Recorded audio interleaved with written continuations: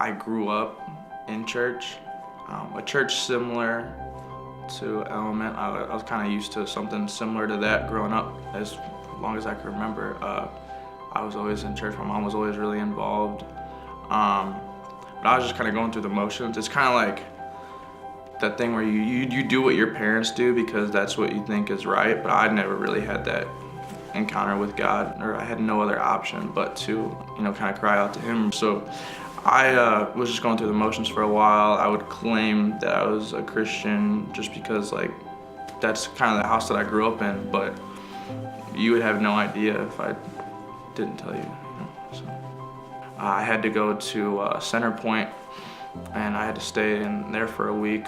I was just like a mess mentally.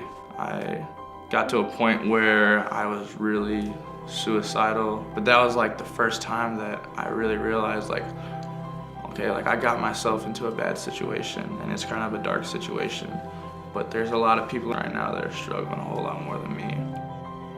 The coolest thing about this whole situation was that no matter how many times I turned my back on God, no matter how many times I consistently messed up doing the same thing I knew I shouldn't have been doing, He was there every single time I was at my end and I didn't know what else to do. There's a lot of times where I should have gotten in way more trouble than I did or been in worse situations than I was, but He always saved me every single time. Now I feel like ministry is my career. That's what I'm supposed to do.